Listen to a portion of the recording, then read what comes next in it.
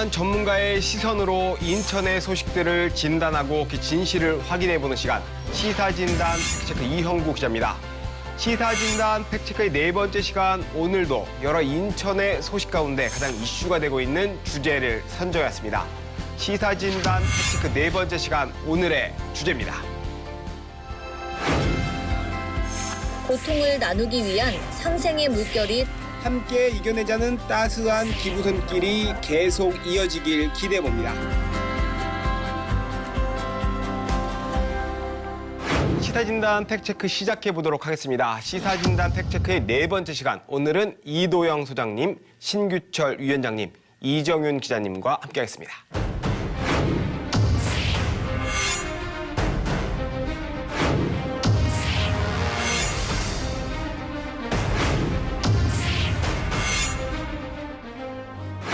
시사진단 팩트체크 첫 번째 코너는 지역의 이야기를 심층적으로 분석하고 들여다보는 팩트진단 이슈 돋보기입니다. 오늘의 주제는 코로나19 장기화를 극복하기 위한 인천 시민과 여러 기관의 노력에 대한 이야기를 준비했습니다. 지난 3월 11일 세계보건기구 WHO가 코로나19의 세계적 대유행을 뜻하는 팬데믹을 선언했습니다. 우리 인천에도 코로나19 확진자가 늘면서 많은 시민이 불안에 떨고 있죠. 이렇게 코로나19가 장기화되면서 지역경제 침체와 보육, 대란, 마스크 품귀 현상 등 다양한 문제가 발생하고 있습니다. 이런 어려운 상황에도 이를 함께 극복해보자는 따뜻한 발걸음이 계속되고 있습니다. 팩트 체크리스트부터 시작해보겠습니다.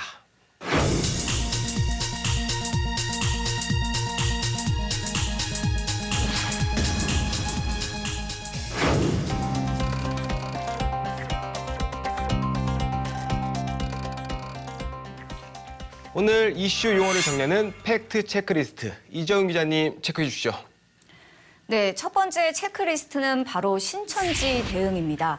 이 신천지는 코로나19 확산의 주요 전파 원인으로 지목되고 있는 종교 집단인데요. 이 전국에서 신천지 신도들 중 다수가 코로나19 확진자로 밝혀지면서 각 지자체들은 신천지 시설을 폐쇄하고 이 신천지 신도 전수조사에 나섰습니다. 우리 인천에서도 부평의 확진자가 신천지 신도로 확인되기도 했는데요. 인천시는 시민들의 불안을 해소하기 위해 신천지 교회와 신도 숙소, 또 시민 제보로 추가 확인된 11곳까지 총 9곳의 신천지 시설의 방역과 폐쇄 조치를 마친 상태입니다. 이 질병관리본부로부터 인천 신천지 신도 및 교육생 11,826명의 명단을 넘겨받아 이 소재를 파악하고 코로나19 검사를 진행하고 있습니다. 네, 그렇군요. 연락이 닿지 않는 신도에 대해서도 경찰 조사까지 의뢰한 상태라고 들었습니다. 신천지의 주장처럼 본인들도 코로나19 사태의 피해자라고 생각을 한다면 적어도 자발적으로 검사도 받고 당국의 대처에 적극적으로 동참해 주기를 바랍니다. 두 번째 팩트 체크리스트 어떤 단어입니까? 네, 두 번째는 중국 불량 마스크 지원 논란입니다. 인천시는 과거 국내 코로나19 감염자가 급증하기 전인 2월 10일 중국 산둥성 웨이하이시에 마스크 2만 장을 지원했는데요. 이에 대한 답례로 3월 5일 이 웨이하이시에서 인천시에 일회용 마스크 20만 장을 보내왔습니다.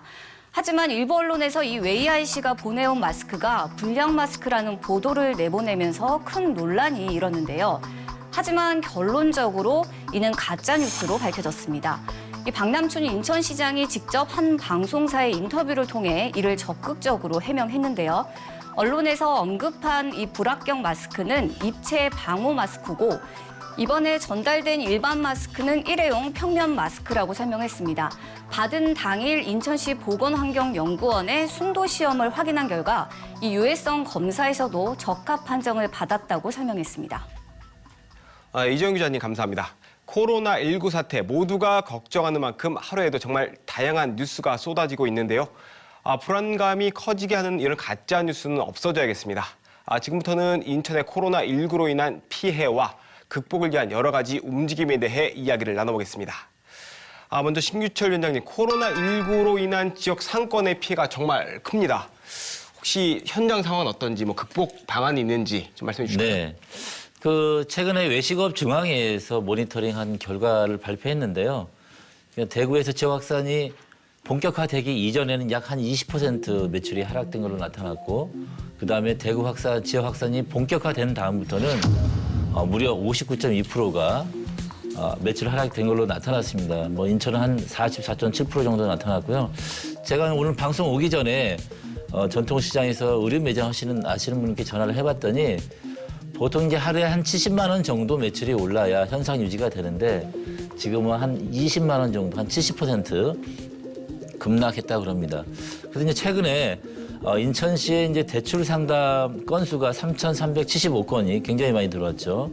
그래서 10인 미만 사업장의 이제 특례 보증 사업으로 긴급 경영 안전 자금을 이제 350억 가량 풀었는데 뭐 일주일 만에 다 소진돼서요. 지금은 이제 중소기업부에서 긴급 경영 안정 자금 1,100억에 대해서 이제 지원 중에 있다고 그럽니다. 또 그 밖에도 이제 인천 이음 뭐 많이 쓰고 계시잖아요. 그래서 최근에 이 어려움을 극복하기 위해서 50만 원까지 한도를 늘리고 캐시백도 4%에서 10%까지 2달간 늘렸습니다. 아무튼 많은 우리 시민들이 이제 적극적으로 활용했으면 좋겠고요. 더욱더 이제 좋은 것은 최근에 착한 임대료가 인천에서도 서서히 바람이 불고 있습니다. 그래서 18개의 시장, 33개 점포가 참여하고 있다고 합니다. 네, 아주 훈훈한 소식이라고 할 수 있겠습니다. 네, 아까 말씀하신 거면은 그럼 손익분기점에서 50만 원이 빠진다면 거의 맞습니다. 네. 정말 힘든 상황인 것 같은데 그래도 훈훈한 소식들도 전해진다고 하고 있으니까 다행인 것 같습니다. 한번 직접 시민들의 의견 인터뷰로 확인해 보겠습니다. 75% 정도의 이제 고객이 떨어져가지고 좀 많이 힘든데 건물 회사에서 뭐 천듯이 이제 먼저 제안을 해주셔가지고 너무 감사한 것 같습니다. 지금 보시다시피 시장이 썰렁하잖아요. 네, 반도 못 미치는 그런 어려운 가운데 임차인께서 또 임대료를 인하를 해주시고 그래서 저는 정신적으로 많은 보탬이 되고 있습니다. 인천시에서는 착한 임대료 운동 확산을 위한 민관 협의체를 구성했습니다. 민간인의 참여를 독려하고 있는 건데요. 더 많은 임대인이 함께 해주셔서 이 위기를 함께 극복할 수 있기를 바라봅니다. 계속 다음 소식 짚어보겠습니다. 최근 마스크 오부제가 실시가 됐습니다. 이제 태어난 연도 끝자리에 따라 요일별로 1인당 마스크 2매를 구매할 수 있는데요. 아직도 마스크를 구하기 쉽지 않다는 분들이 주변에 많이 있습니다. 그런데 이 마스크 대란을 극복하기 위해서 인천시는 물론이고 시민들까지 함께 하고 있다고 합니다. 이동수 소장님, 혹시 어떤 얘기입니까? 네. 인천시는 최근 품귀 현상을 빚고 있는 마스크 공급을 위해 면 마스크를 직접 제작한다고 밝혔는데요. 시군구 자원봉사센터 자원봉사자들, 즉 시민들의 재능 기부를 통해서 면 마스크 1만 개를 제작 기부하기로 했습니다. 인천시의 발빠른 대처라고 할 수가 있는데요.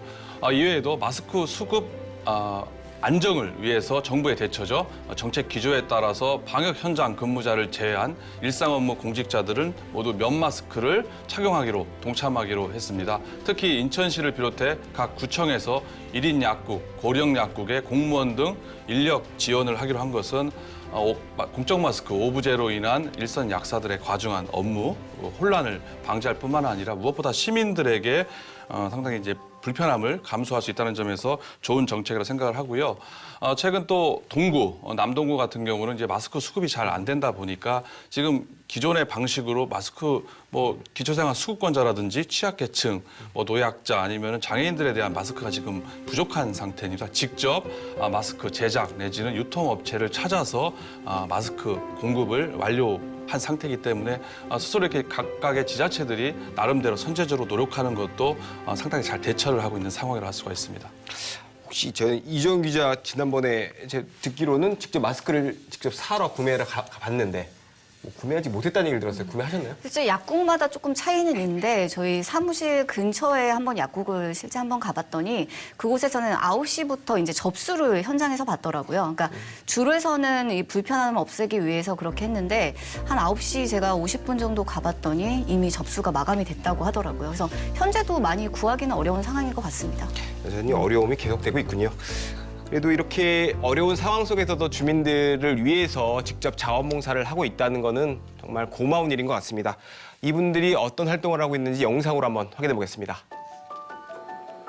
이거 수제 마스크 살려면 4, 5천 원 엄두도 못 내죠. 우리가 조금 힘들어가지고 또 그래 좋은 일에 쓰이면 좋죠. 그리고 건강했으면 좋겠고요. 이거 빨리 끝났으면 좋겠어요. 이웃을 생각하는 따뜻한 마음이 느껴집니다. 이정 기자님, 이 밖에도 코로나19 극복을 위한 어떤 활동들이 있나요? 네, 코로나19 여파로 좀 심각한 문제 중에 하나가 바로 헌혈 감소였습니다. 이 인천 혈액원 자료를 보면 코로나19 확산이 본격화되던 2월 셋째 주부터 이 헌혈자가 굉장히 크게 감소를 했는데요.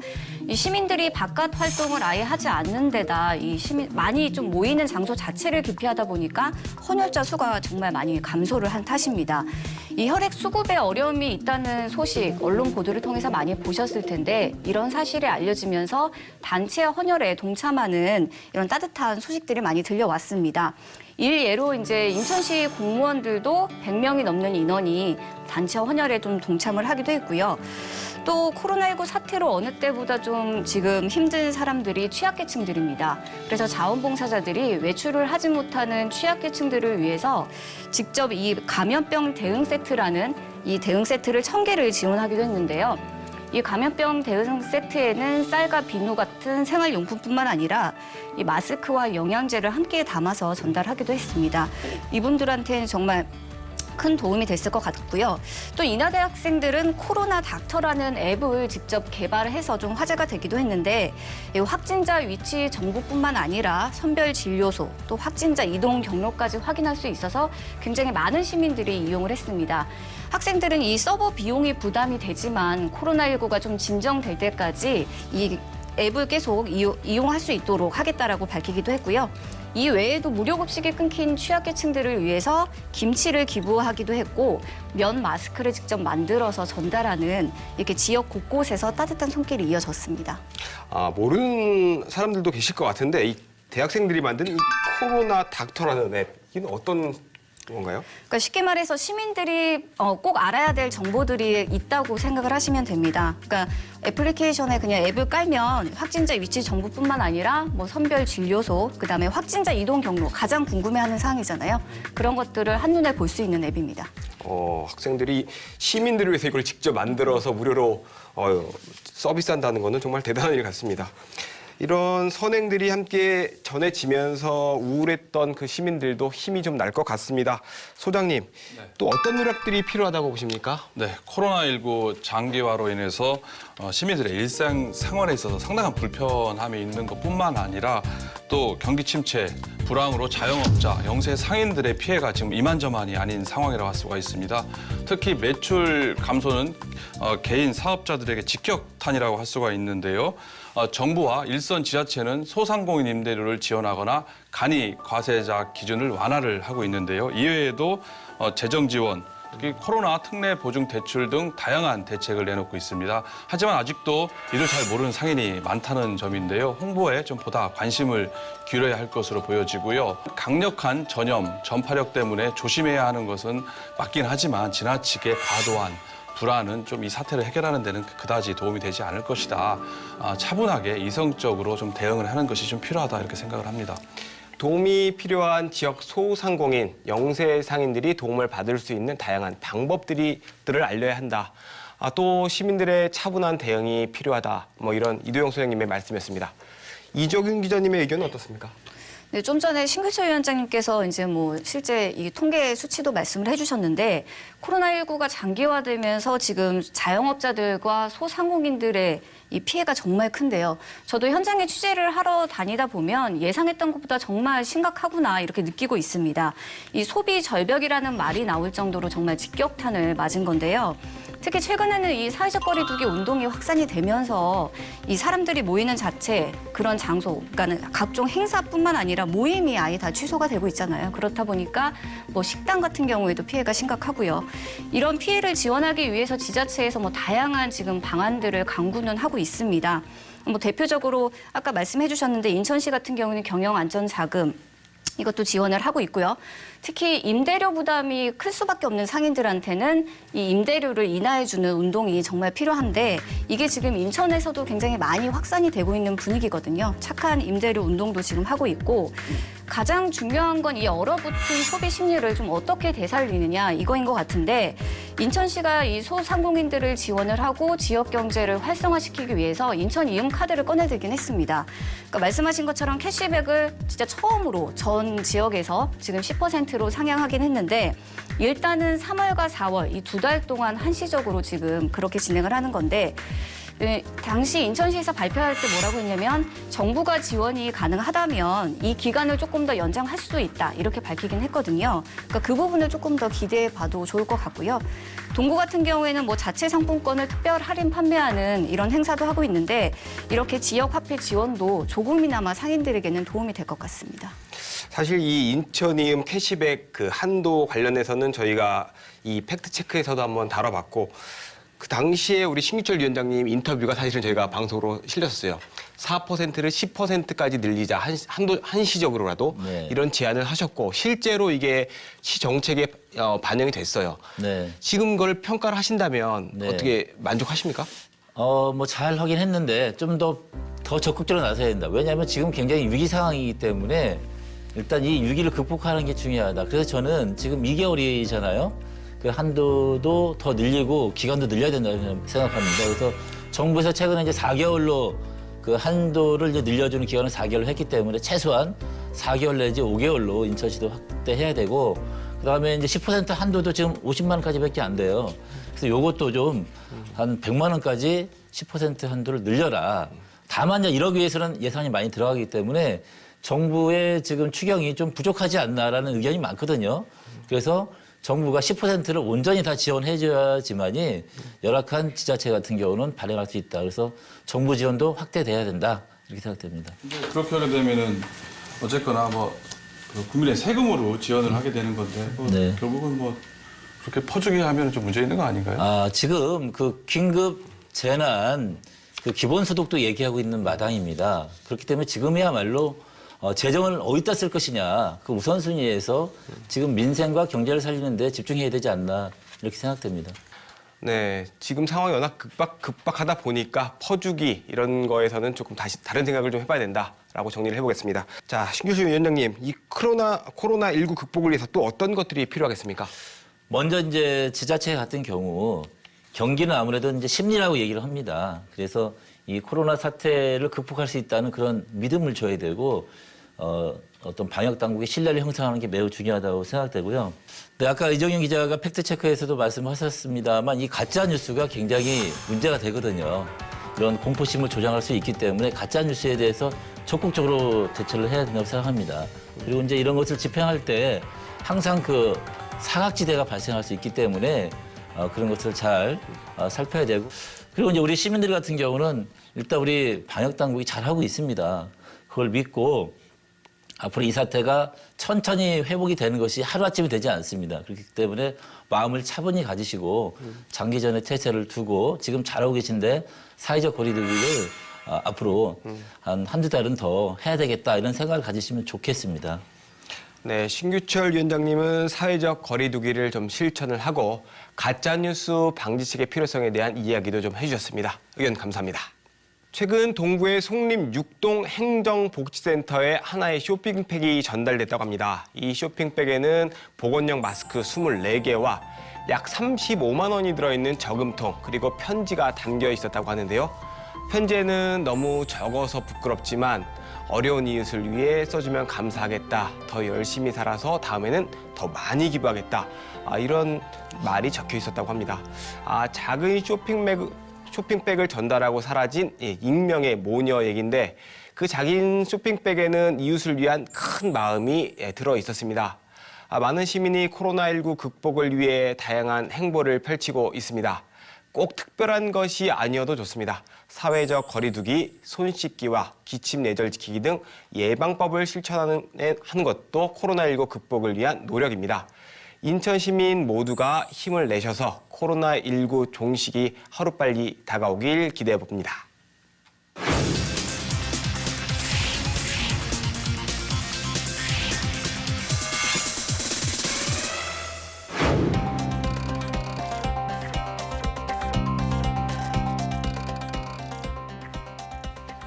팩트 진단 이슈 읽기 시간입니다. 팩트 진단 이슈 읽기 시간은 다양한 인천 현안에 대해 전문가들의 간략한 의견을 들어보는 시간입니다. 오늘은 문학산 오양토양 정화 사업 종료, 그 이후 과제에 대해 전문가들의 의견을 들어보겠습니다. 먼저 이도영 소장님, 문학산 오양토양 정화 사업에 대해 설명해 주시죠. 문학산 토양오염 문제는 지난 2000년 인천 녹색연합이 문제 제기를 하면서 알려졌습니다. 해당 지역은 1953년부터 1968년 사이 주한미군이 주둔했던 곳인데요.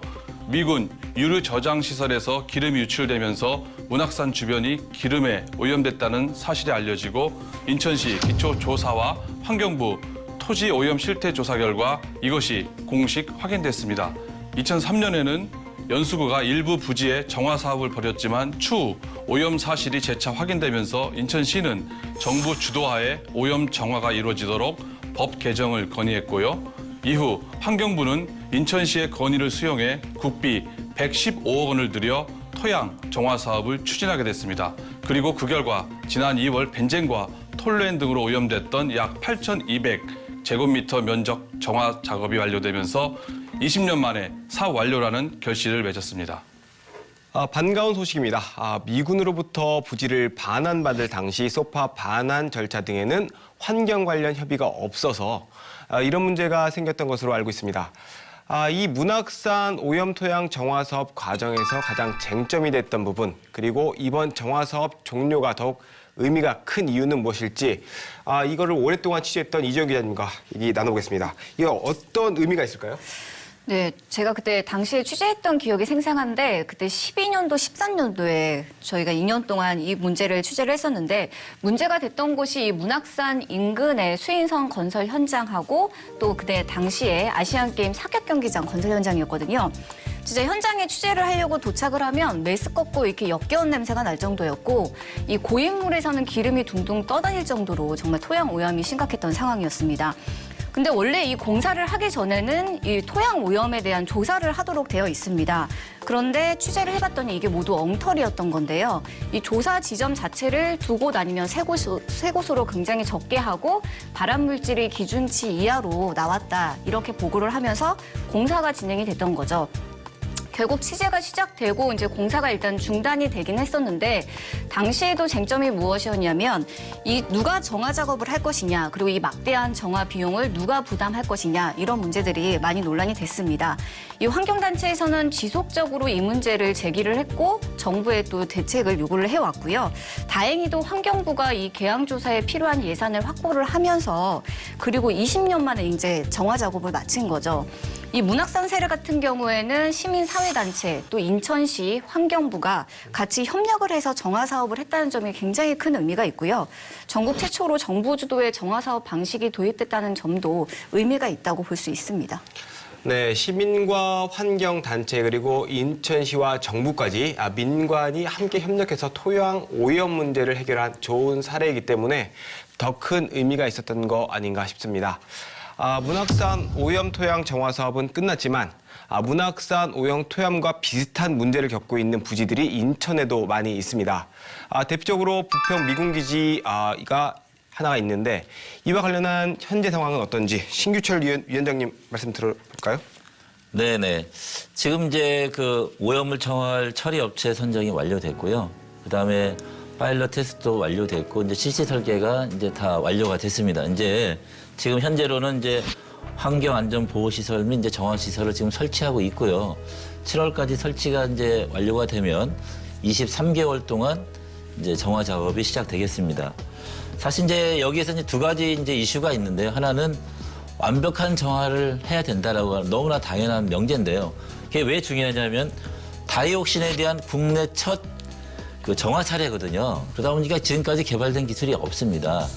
그래서 물론 이제 파일럿 테스트에서 좋은 결과가 나왔긴 합니다만 이제 우리 캠프마켓 시민참여위원회에서 감시 활동을 좀 철저히 해야 되겠다 이런 생각이 들고요. 두 번째는 아까 이제 그 문학산 예에서도 나왔습니다만 문학산에서 115억의 처리 비용이 들었거든요.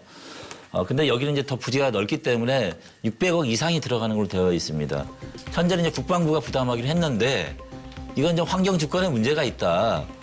원래 이제 오염을 시킨 그 미군에서 이 문제를 처리해야 되지 않느냐라는 이제 입장을 가지고 지금 갑론을박이 이루어지고 있습니다. 네. 사실 이런 문제를 풀기 위해서는 인천시 행정 조직부터 좀 바꿔야 된다. 지금 너무 그 한 명이 이 많은 업무를 할 수 없다. 이런 문제 제기도 있거든요. 이와 관련된 인터뷰도 한번 들어보겠습니다.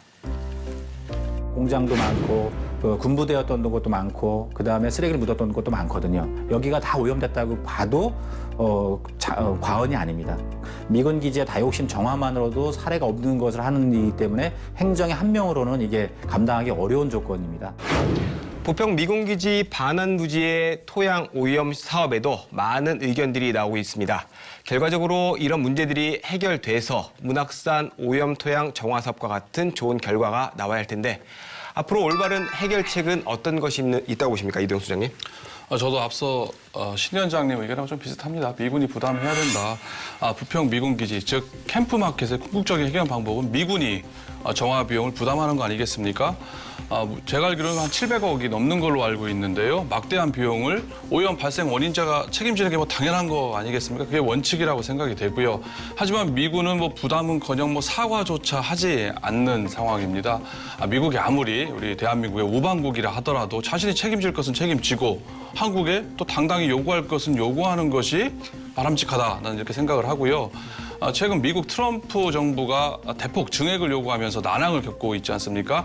한미 방위 분담금 협상에서 이 점을 분명히 해서 정화 비용을 반드시 반영시켜야 한다고 생각이 됩니다.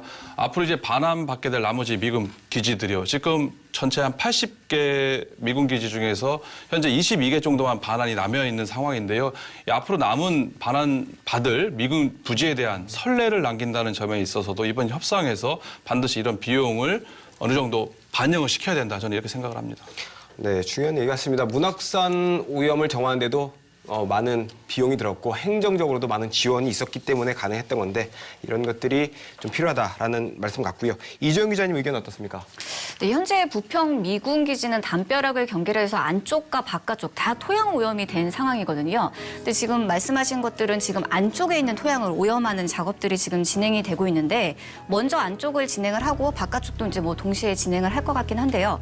안쪽의 토양 오염 정화 비용으로만 지금 700억 원 정도가 예상이 되는 겁니다.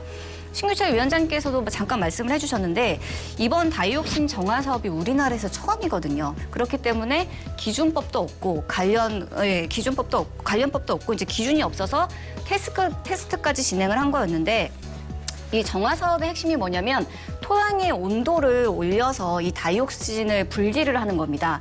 그래서 335도가 넘는 열로 이 흙과 토양과 다이옥신을 분리를 하는 건데 다행히 테스트 결과가 굉장히 좋게 나왔다고 해요. 그 테스트 결과 다이옥신이 평균 5,000 피코그램에서 지금 현재 10 피코그램으로 낮아졌다고 합니다.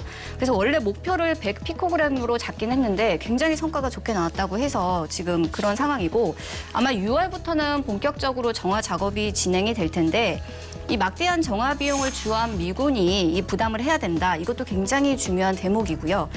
특히나 환경단체에서 강조하는 게 이 정화 작업을 잘 마무리하기 위해서는 사후 관리가 굉장히 중요하다. 이렇게 이야기를 하고 있습니다. 이 정화한 후에 토양을 사람들이 접촉하지 않도록 잘 사후 관리를 잘 해야 되고요. 현재 토양 오염을 담당하는 공무원이 지금 인천시청에 단 한 명뿐이라고 합니다. 아시겠지만 인천 지역에는 진짜 수도권 매립지뿐만 아니라 이런 공단 그리고 부평 미군기지 이렇게 오염된 토양들이 굉장히 많기 때문에 전담 부서를 빨리 신설해야 하는 것도 굉장히 중요해 보입니다. 네, 우리나라에서는 다이옥신 정화가 이번이 처음이라고 합니다. 정화 사업 또한 꼼꼼히 진행돼야 하겠습니다. 또 정화 사업 이후의 사후 관리 또한 중요하다. 이주영 기자님이 이렇게 말씀을 해주셨는데 신규철 위원장님은 어떤 의견 갖고 계십니까? 네, 아무래도 이제 제일 중요한 것은 이게 이제 독극물이지 않습니까? 시민 부담이 높기 때문에 정화 과정에 대한 어떤 투명성 확보가 가장 중요하다고 생각돼요. 그래서 거기에 대한 어떤 정보 공개라든가 또 뭐 보면 이제 중간중간에 이제 개방 행사들이 있습니다. 이제 그런 걸 통해서 시민들께 안전하게 이것이 처리되고 있다는 것을 정보 공개를 이제 계속해 나가야 될 것 같고요. 그다음에 계속 말씀드렸다시피 이 대한민국의 어떤 환경 주권을 확보하는 것도 매우 중요하다고 보고요. 마지막으로 이제 제가 생각하는 것은 이 캠프마켓 시민참여위원회가 어떤 민간 협력의 좋은 모델입니다. 결국 이제 이것은 뭐 지자체 혼자만 풀 수 있는 문제가 아니기 때문에 중앙정부, 시민, 그다음에 다양한 어떤 미군까지 다양한 주체들이 있기 때문에 어떤 민간 협력의 방법으로 이것을 잘 풀어나갔으면 좋겠습니다. 네, 먼저 정화 비용 부담에 대해 문제를 해결해야 하고 효과적인 정화 방법을 찾아 진행하되 사업 진행 후에도 꼼꼼한 사후 관리가 필요하다.